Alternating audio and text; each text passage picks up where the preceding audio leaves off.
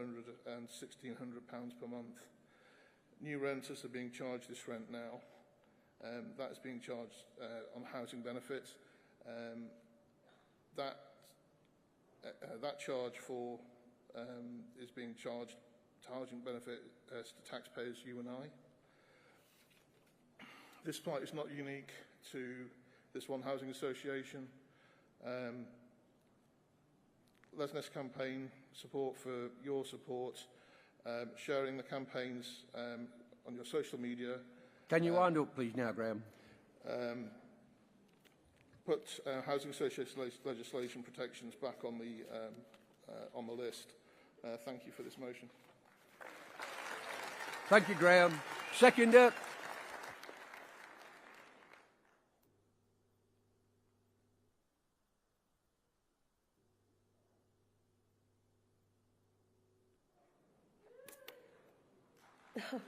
President, Vice President, gentlemen, esteemed guests. I'm Ashley R, Southern Region, seconding motion 270. First time speaker, first time delegate. We stand with the brave residents of Lesness Estate. Individuals have spent decades building their lives, contributing their community and calling this place home. They're not simply fighting for walls and roofs, they're fighting for the dignity, security and the right to remain in the spaces they have cherished. It's deeply troubling that a housing association entrusted with providing homes is now threatening to uproot people, many of whom are retirees, have worked tirelessly their entire lives, only to face the possibility of displacement in their later years. Their struggle is not just about housing, it's about the fundamental right to belong. The Tory Council has greenlit the plans that disregard the voices of those who wish to stay.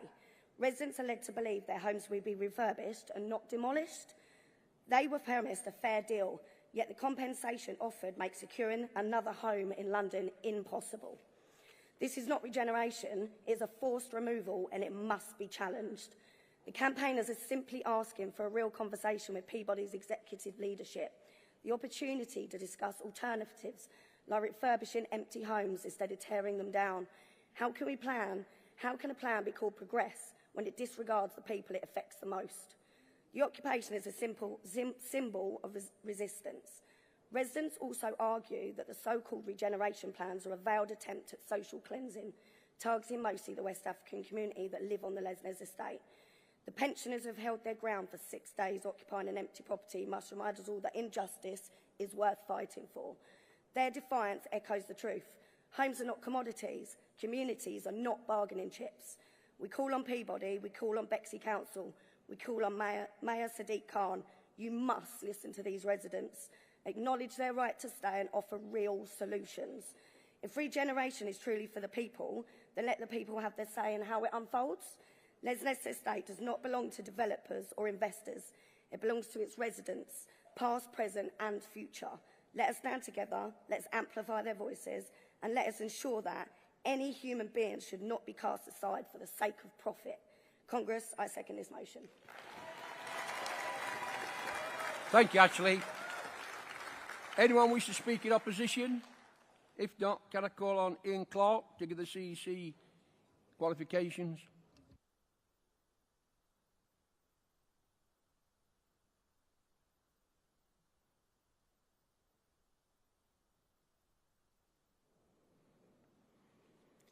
President, Congress, Ian Clark, Midlands Region, speaking on behalf of the CEC to outline the stance on motions 268, 270. On motion 268, Council Tax, a fairer system for all, from London Region, the CEC shares the motion's fundamental goal. Council tax must be modernised so it can stop hitting the poorest household hardest while starving local authorities of stable revenue.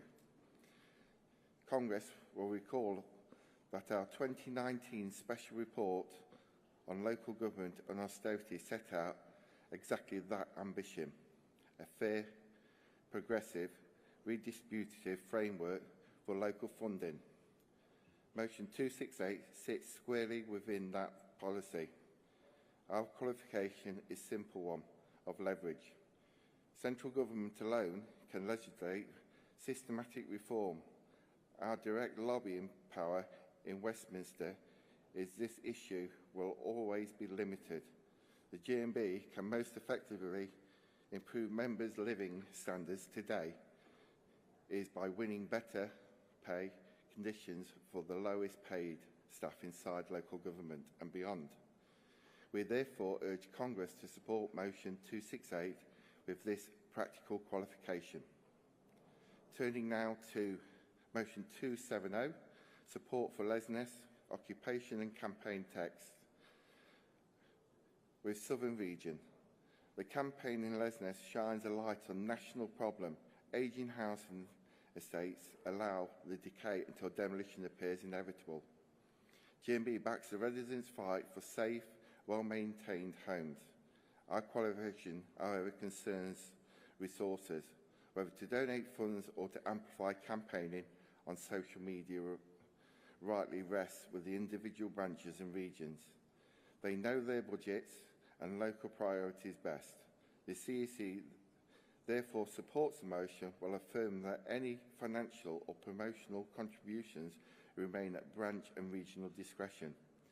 In summary, Congress, the CEC recommends that both motions 268, 270 will be carried with the stated qualifications. Should these qualifications not be accepted, we would ask Congress to oppose. Thank you. Thank you, Ian.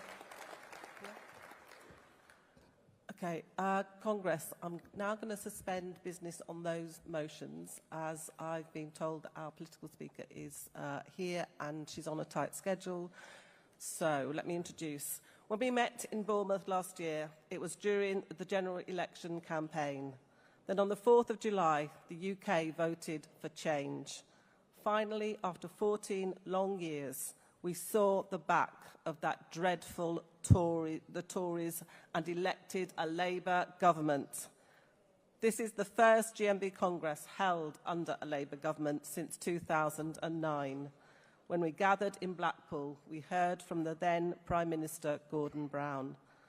I'm delighted to say that in 2025, we are now joined by another senior government minister. Just as important to us, she's also a long-standing GMB member. Congress, please join me in welcoming Rachel Reeves MP, Chancellor of the Exchequer, to address Congress.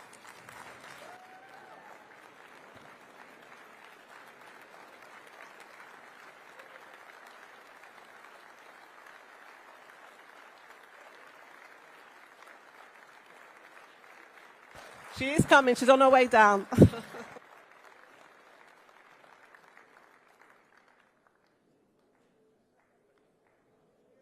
No, she is coming, I promise you, I promise you.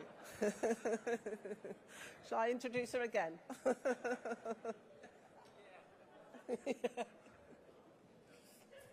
say this, she was just getting down on the way down. It was just Okay, look, if you want to sit down, I'll introduce her again. I will introduce her again. When I've got the nod. No, I won't take the votes, it's too long. Do you want me to take them? No, I'm not going to.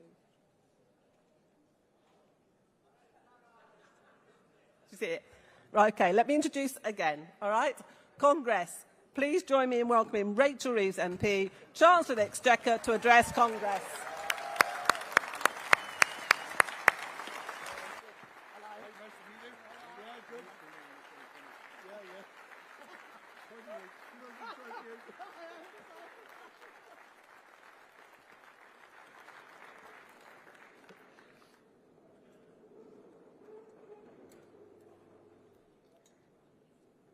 Thank you. Thank you for that welcome. Thank you, Barbara, and thank you, Gary, for the leadership that you show to our union and to our movement.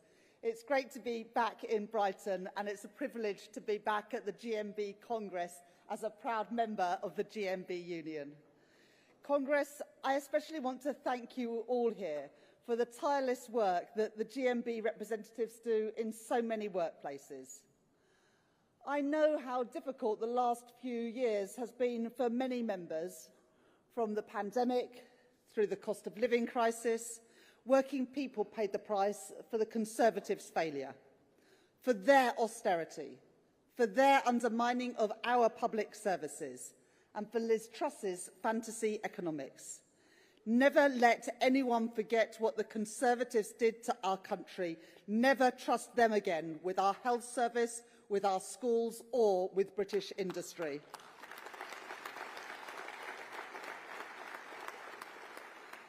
I know that your members have had to pick up the pieces, and so has this Labour government. But we are making different choices. To put more money in the pockets of working people, we are making Labour choices. And the choice in October to give a pay rise to 3 million workers of up to £1,400 a year by raising the national living wage, a national minimum wage created by Labour, raised by Labour too, together with amending the remit of the Low Pay Commission, so that for the first time, the living wage will take into account the cost of living. The choice of our Employment Rights Bill, the biggest upgrade to workers' rights in a generation, a key part of our plan to make work pay for working people. Banning exploitative zero-hour contracts and unscrupulous fire and rehire practices, strengthening sick pay and bringing the outdated, unfair, conflictual industrial relations framework that we inherited from the Conservatives into the 21st century. That is the choice that this government is making. And another choice, one that I know was very close to the heart of our former president, the late, great Mary Turner. Our decision announced last week to extend free school meals to an extra 500,000 kids, to save working families up to 500 years and lift 100,000 children out of poverty. That is the difference a Labour government makes. That is a testament to Mary's campaigning.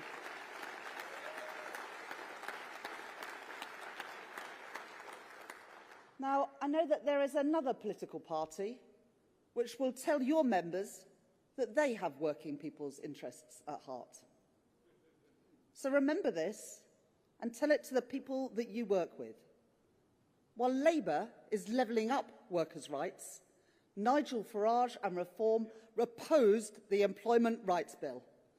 While Labour is investing in our National Health Service, Nigel Farage and Reform want to privatise our National Health Service.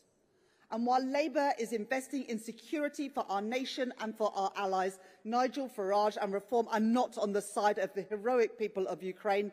They're on Russia's side instead. That's Reform, tough on workers, tough on patients, but soft on Putin. Congress, we are making progress. It is just one quarter, but the most recent numbers showed that Britain to be the fastest growing economy in the G7. 4 cuts to interest rates since August last year, saving working families taking out a new mortgage hundreds of pounds every year. And real wages have risen more in the first 10 months of this Labour government than they did in the first 10 years of the last Conservative government. Now, I know that not enough working people are yet feeling that progress. And that's what tomorrow's spending review is all about. Making working people better off. Investing in our security. Investing in our health. Investing in our economy. This government is going for growth because that is the best way to create jobs, boost wages, lift people out of poverty and sustainably fund our schools and our hospitals and all the public services we rely on. And we're doing things differently.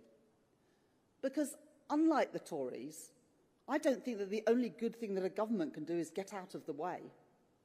I believe in an active government, working alongside industry and trade unions to drive our shared prosperity. That is why we will be publishing our modern industrial strategy later this month. An industrial strategy based on genuine partnership between government, industry and trade unions. And that is why tomorrow we will be allocating an extra £113 billion of investment, maintaining public investment at its highest sustained levels since the 1970s. And unlike the Tories, I know that we can't build a strong economy on the contribution of just a few people, a few industries, or a few parts of our country. We're going for growth, growth in every part of our country, with the benefits felt in every part of our country. So we are investing right across Britain. That's why I was pleased to announce last week the biggest ever investment, £15.6 billion, in transport links within our city regions and their surrounding towns. Better linking up Liverpool with St Helens, Manchester with Rochdale, Sheffield with Rotherham, Leeds with Bradford, and Birmingham with Solihull. And tomorrow there will be more. We promised investment in every part of Britain, and that is what I will deliver tomorrow. And Congress, I know the contribution your members make to the defence of our country, in aerospace, in defence, and in shipbuilding. And I know that the first duty of any government is to keep our citizens safe. Today, we live in a dangerous world where new threats demand a new response. So we are investing in the defence of our country and in the strength of our defence industry, in the good union jobs that come with it, and in the communities that rely on them, bringing defence spending up to 2.6% of GDP within 2 years, investing in a battle-ready nation supported by homegrown technologies, and investing in British jobs and British industry, including the investments that we have set out today in our nuclear defence, in Plymouth and in Derby, in Barrow and in the Clyde. If you want a taste of what that can mean for working-class communities, look at our plan for Barrow. Good, proud work for people in Barrow, building Britain's nuclear submarines, providing training and opportunities for our young people, decent pay that flows back into the local economy and high street, and a partnership between the Labour Council, this Labour government, and BAE Systems to invest in the regeneration of the town centre. Pride in your work, pride in your community, a strong Britain with strong defences, resting on the talent, the effort and the prosperity of working people. But security does not stop with our armed forces. It is about making sure that in a world where energy prices were sent spiralling by events in another part of the world, or fragile international supply chains can be easily disrupted, that we must be a more self-sufficient nation. And we have been reminded so forcefully in recent years, energy security is national security. I know Gary and the GMB have always understood that. And so because it is the right choice for jobs and for the cost of living, because it is the right choice for economic growth, and because it is the right choice for energy security, I can announce today to you that this Labour government is investing in the biggest rollout of nuclear power in a generation.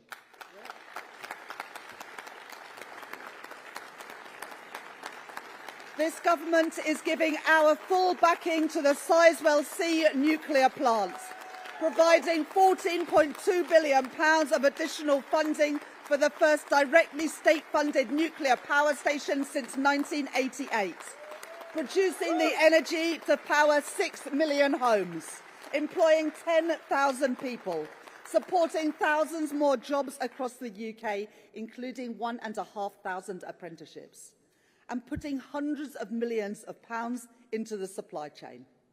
And that's not all, Congress. Because this government backs British innovation, and because the potential for faster, cleaner, cheaper energy is there, we will be backing new small modular reactors, investing in that technology and in the rapid deployment of fusion technology, backing our world-leading fusion plant in Nottinghamshire, providing a route for private sector-led advanced nuclear projects to be deployed here in the UK, bringing those jobs to Britain. The International Energy Agency estimates that the small modular reactor market will be worth up to £500 billion by 2050.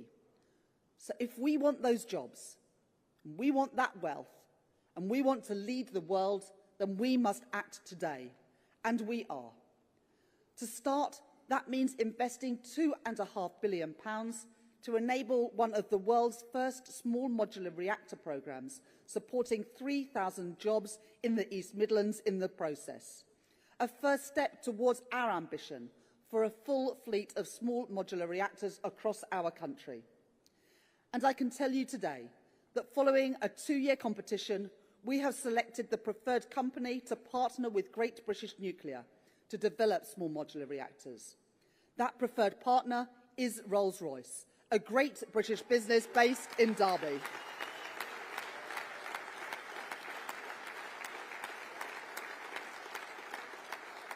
And Congress, I can tell you now that taken together, tomorrow's spending review sets out over £30 billion of investment in Britain's nuclear-powered future. Friends, this Labour government is launching a new era of nuclear power here in Britain.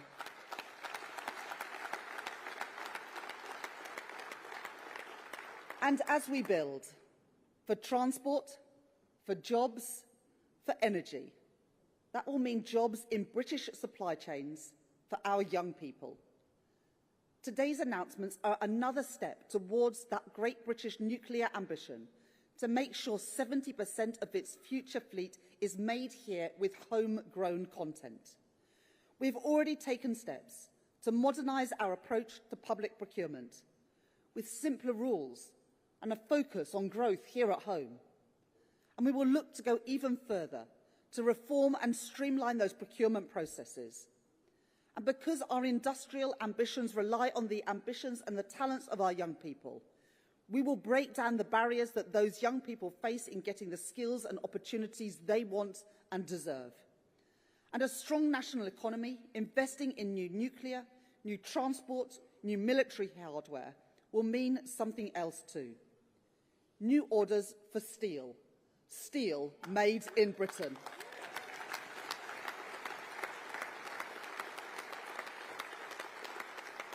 In April, as a government, we faced a choice: to allow British Steel in Scunthorpe to go under, or to intervene in a way that British governments have been too reluctant to do for far too long.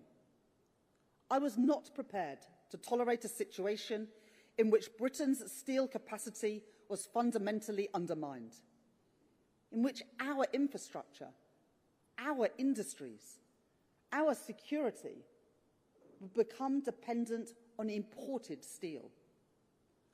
And I was not prepared to see another working-class community lose the pride, lose the prosperity and the dignity that industry provides. So this Labour government intervened to save British Steel and the thousands of jobs that go with it. And I can tell you today that the package that I have set out will provide more than £420 million of additional funding for Sheffield Forgemasters for the production of nuclear-grade steel for our nuclear ambitions. Thriving steel, thriving defence and thriving energy industries, with Made in Britain a mark of quality around the world. Industries that bring pride, industries that bring good work, and wages that flow back onto our high streets and into our communities. Once again, things made in Britain, things made to last.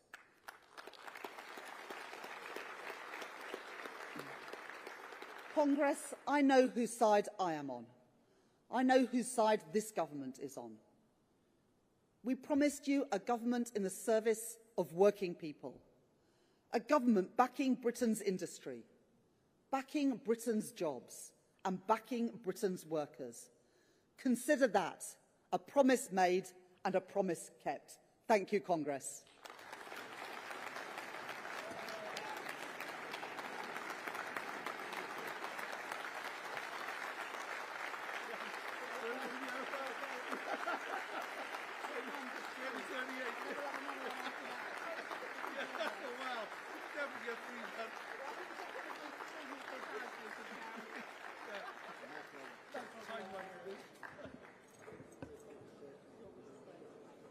Rachel.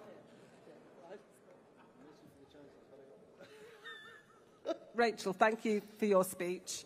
We will now move to questions from delegates in the hall. First, we'll hear from Anne Weeks from the London region, followed by Lee Burgess from the North West and Irish region. Hi, Anne Weeks, London region, Chair of Ability, London region Disabled Self-Organised Group. Proposed welfare reforms will push over 3 million households into greater financial hardship, including 800,000 losing access to personal independence payments, 150,000 losing carers allowance, and over 2 million seeing reductions in health-related universal credit. This is wrong. Will the government listen and think again?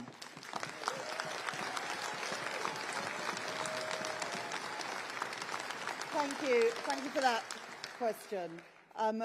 We are in a situation today where, despite the number of people in work rising in almost every country in the world since the pandemic, people of working age out of work, economically inactive, is increasing in Britain. And the last Conservative government didn't do nearly enough to support people, including people with sickness and disability challenges, back into work. And that's why we promised in the spring statement a few weeks ago to put £1 billion into supporting people into work. We know that with the right support, there are millions of people who would like to work, who can work, and with the support would be able to get back into work. So alongside the changes we're making, which will still see the number of people on personal independence payments increase during this Parliament, we'll still see the amount of money spent on sickness and disability benefits increase in this Parliament, that we will support people as well to get back into work. But the current system that we have today is not sustainable. And I want to ensure that the welfare state is there for future generations. But to do that, we do need to make sure that everyone who can work is given the support and the dignity that work can provide for so many people. And so, of course, we will always protect those who can't work, but more needs to be done to fulfil the ambitions of people with disabilities themselves to get back into work and have a career and a vocation that they can be proud of and contribute to their finances and also the nation's finances. Thank you. And apologies, it's Keir Wilson from North West and Irish region. Hi, Keir Wilson, North West and Irish region. The government's increased investment in defence is very welcome, but it must be matched by action to grow the skilled workforce our national security depends on. What guarantees can the government give that will prioritise UK-based jobs and apprenticeships, particularly in places like Barrow? Yeah. Thank you for that question, and that is exactly what we want to do as a government. As I said in my speech, as we invest in transport, in defence, in energy, we want to make sure that those jobs are here in Britain and that we're giving opportunities for our young people. And I'm going to set out more detail around further education and apprenticeship funding tomorrow to ensure that young people have those opportunities to get access to those jobs that we are creating, good jobs that pay decent wages, unionised jobs with rights. And that's what we're going to do. So I've set out the industries that we're going to be backing in my speech today to you at the GMB, and tomorrow I'll be setting out how we're going to use government procurement, apprenticeships and skills to make sure that those jobs go to young people in this country who deserve a chance. Thank you, Rachel. Next, we'll hear from Sharon Yates from the Midlands region and Kim Inglis from the North East Yorkshire and Humber region. Hi, Rachel. I'm Sharon Yates from the Midlands region, and I'm a proud working-class woman from the pottery industry. And please, please listen very carefully to this question because it's very, very important. The UK has become the highest industry energy prices in Europe. In the Midlands, businesses are closing everywhere and skilled workers are losing their jobs. The potteries are being smashed. When will the government take urgent action to bring down the energy costs for the industry and protect jobs in British manufacturing? Yeah. Sharon, I absolutely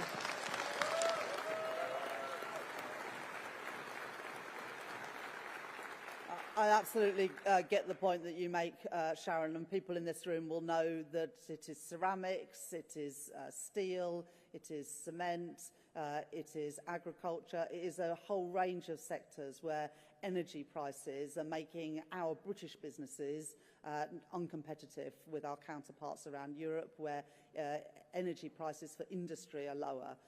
Now, we're going to be setting out the spending review tomorrow, but a couple of weeks after that, myself and Johnny Reynolds, the Business Secretary, will be announcing our industrial strategy focused on those 8 key sectors, but we will absolutely come forward with a plan to ensure that our intensive energy industries in the UK, including the potteries industries in Stoke and other parts of the Midlands, can be competitive and can succeed in this tough environment. So I absolutely understand what you're saying. We are focused on it as a government, and you'll hear more on that later this month.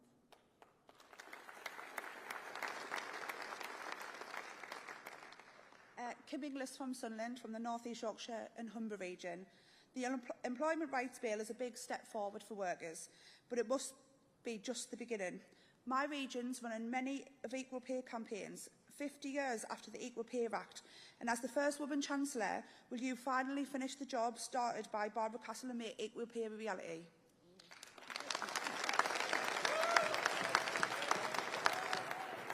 Well, thank you very much for that question, and it's a campaign very close to my heart. It's now 55 years since Barbara Castle introduced that equal pay legislation, and yet the pay gap between men and women is still around 15%. And I'm not willing to wait decades more before we actually achieve that ambition of Barbara Castle and the people she campaigned alongside, including the Ford workers at Dagenham, until we actually achieve equal pay. I said that in my first speech when I became Chancellor of the Exchequer. It's why we are doing things like the Employment Rights Bill. It's why we are increasing the national minimum wage and the national living wage. It's why we're rolling out better childcare, properly funded childcare, so that more parents, but it is particularly mums, can balance work and family life. It's why we're rolling out free breakfast clubs at all primary schools, so parents, and again it is particularly mums, can work more hours or do a job a little bit further away from their kids' school. So it is something that on a personal level means a huge amount to me, and I am determined to be the Chancellor that closes that gender pay gap once and for all. Thank you for your question. Chancellor, thank you. We know what a busy week this is for you, and although there may be some differences between us, the announcement on Sizewell is so important to our union and our members and shows what we can achieve together. Thank you so much for taking your time to be with us at Congress today.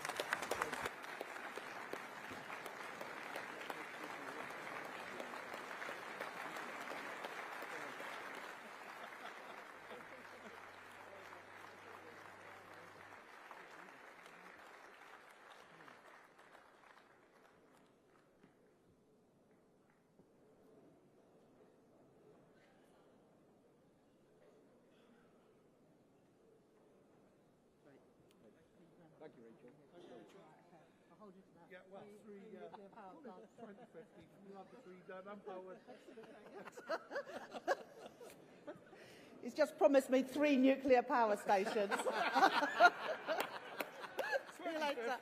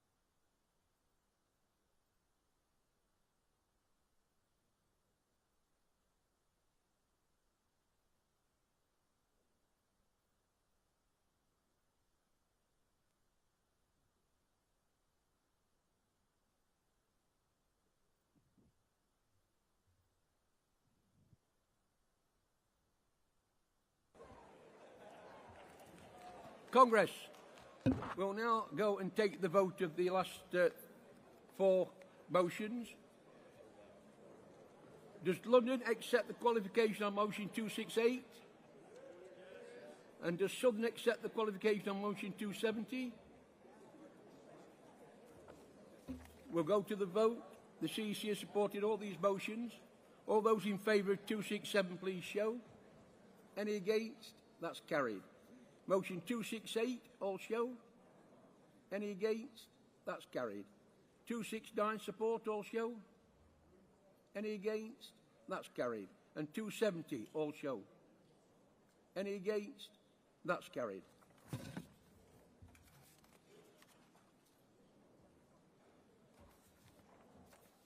Right. Where are we?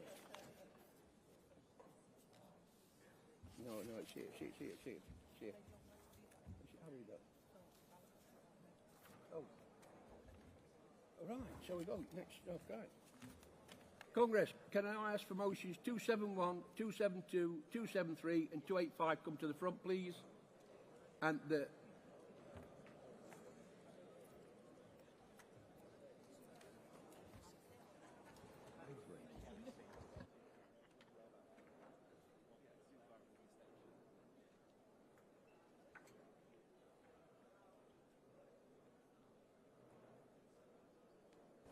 And can we have the move of 271 to the rostrum?